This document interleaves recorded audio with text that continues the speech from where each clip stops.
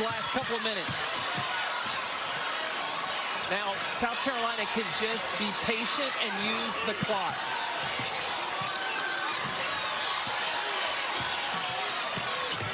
Any foul by Duke would send South Carolina to the free throw line for two. Toby Fournier sticks a hand out. Akanawa. Back up top to Jackson.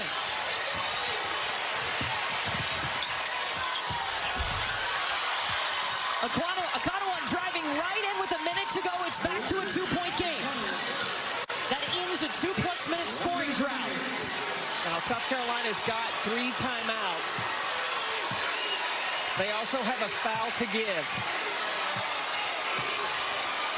Duke's got 3 timeouts as well.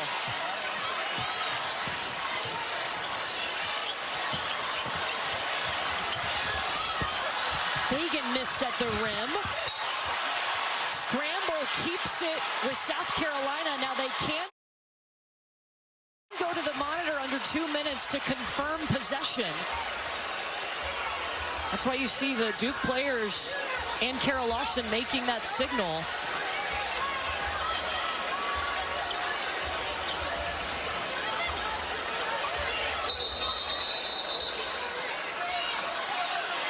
She's asking them to go look at this and confirm the call on the floor was South Carolina basketball. This is an official review.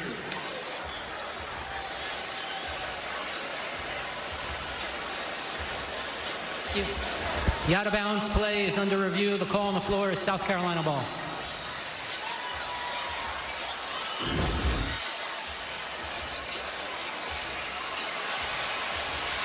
Yeah, I think Toby Fournier touched it.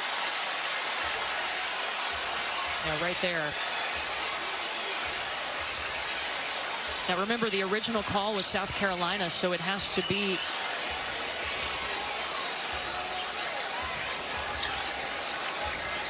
totally obvious for them to overturn it. Yeah, I don't think that it will be overturned because it changed directions.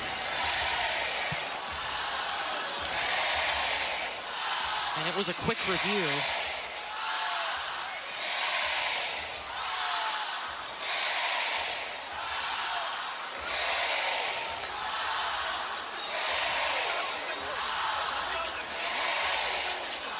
You see Tia Jackson, assistant coach, telling her team, one stop wins it.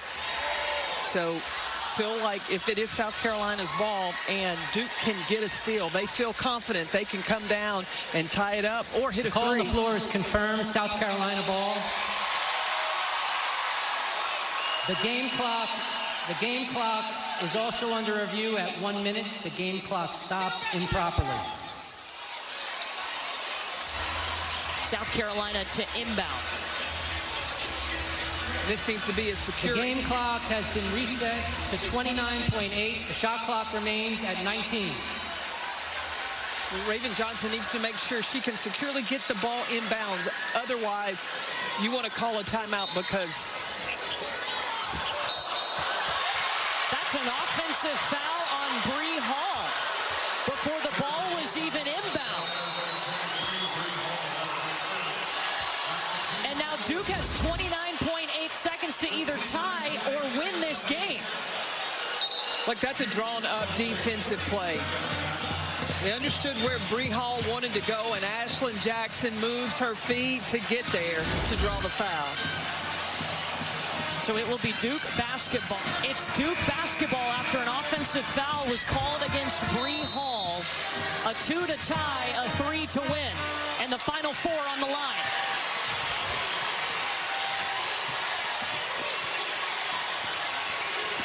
Richardson and Jackson. Those are the main 2 you got to worry about for Duke. Here's Ashlyn Jackson. Ball screen action has been a problem.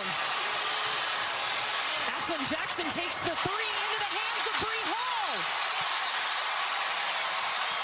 And Dawn Staley was able to call a timeout as Bree Hall grabbed that rebound. 6.4 on the clock. With 6.4 seconds remaining, South Carolina has a 30-second timeout. I think there was about 9 seconds left when she took the shot.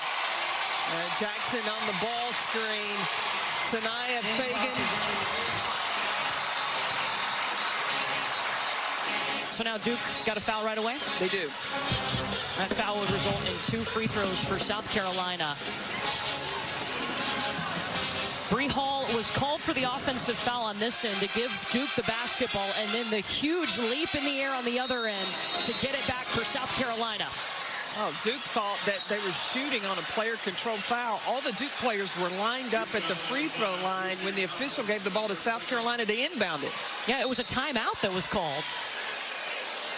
Right, and Dawn advanced it, but the Duke players were thinking that Bree Hall was going to be shooting a free throw. So they're at the free throw line, and South Carolina was inbounding the ball. So second on Akanawa, and it'll be Chloe Kitts at the free throw line now. Look at all Duke players are lined up, and the official gives Raven Johnson the basketball. I made Chloe would be great, hit a free throw. Chloe Kitts hits the free throws when South Carolina needed them most. With 5.7 seconds remaining, 8 points in the fourth quarter for Chloe Kitts. Back to a 4-point lead for South Carolina. Well, we saw South Carolina make a mistake at the end of that Maryland game, fouling. Right now, look, you just need to stand still.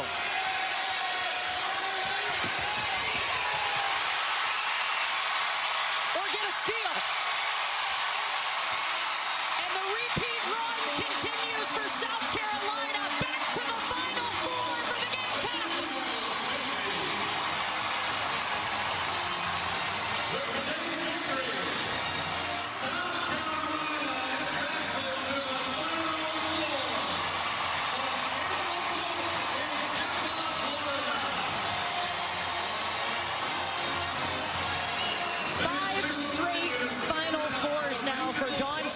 The South Carolina Gamecocks. South Carolina went back to what their strength is, and that is scoring points in the paint in the second half. Sanaya Fagan stepped up big with her 12 points, and Chloe Kitts, huge for the Gamecocks with her 14.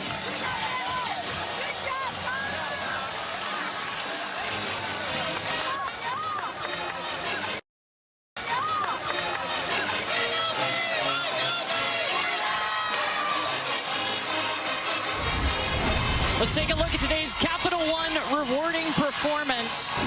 Sanaya Fagan, 12 points, 8 rebounds today for South Carolina. She is our Capital One rewarding performance. And in a thriller, South Carolina advances to the Final Four. Let's send you out to Spokane for LSU and UCLA.